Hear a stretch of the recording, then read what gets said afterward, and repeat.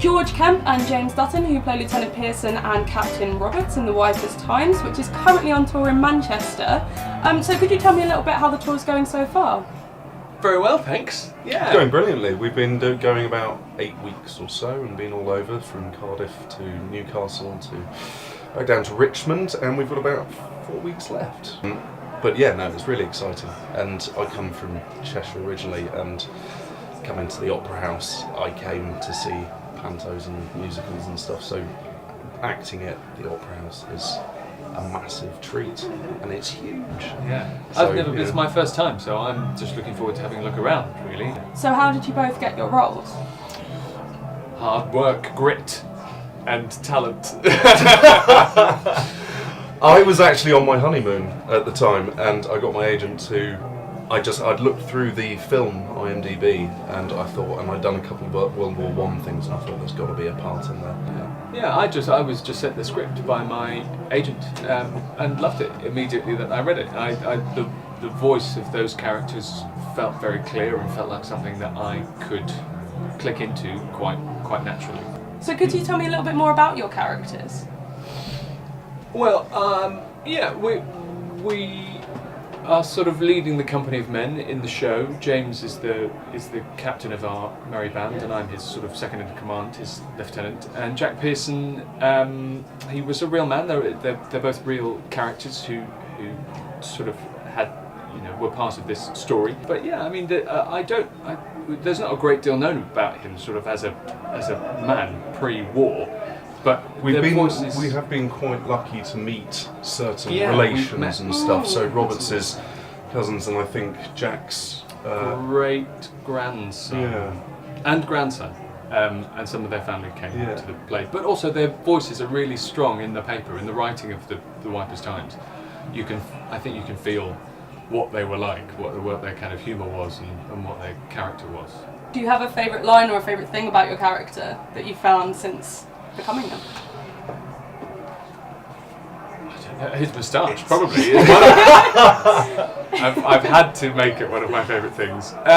What's one of my favourite lines? Oh, there's a really killer bit with one of the younger privates who joins the company and is a little green when he arrives, and there's a very funny bit about some rats and some sardines, but I don't want to give it away. But there's so many great lines in the show. It's a real sort of big hitter with jokes, a lot of which come from the paper. It's what makes the Wipers Times unique in a way, because a lot of writing that we still look at now about the First World War was written afterwards.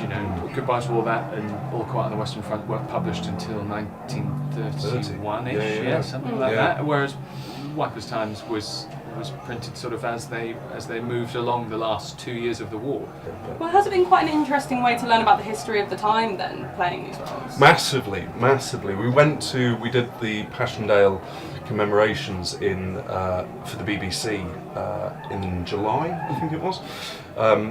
And we went over there, and we found it was fascinating, and not only just being in Ypres, but we found where their old offices were, and where Jack and Fred actually worked, and also where it was first produced, the Wipers Times and stuff like that. It's been a fascinating way into something I knew very little about. Earlier you mentioned the writers Ian Hislop and Nick Newman. Have they been very hands-on during the tour?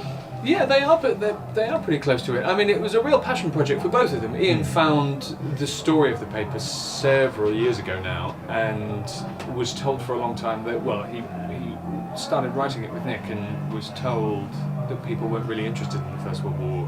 It's not going to sell. It's not something that we can put on our stages, because I think it was a play originally.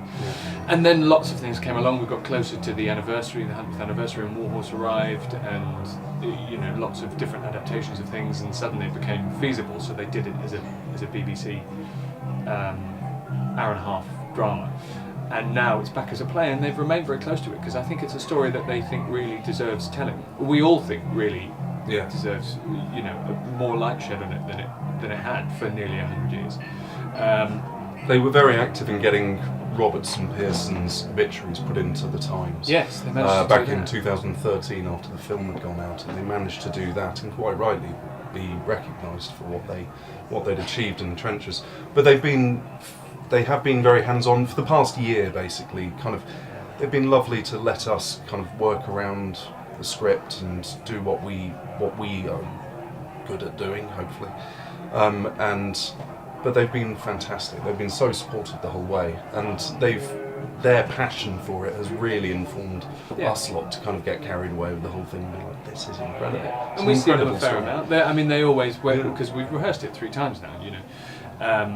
And they're always, you know, they pop into rehearsals and they come along fairly regularly to the shows as well, to often do a Q&A afterwards. So we see them quite a lot.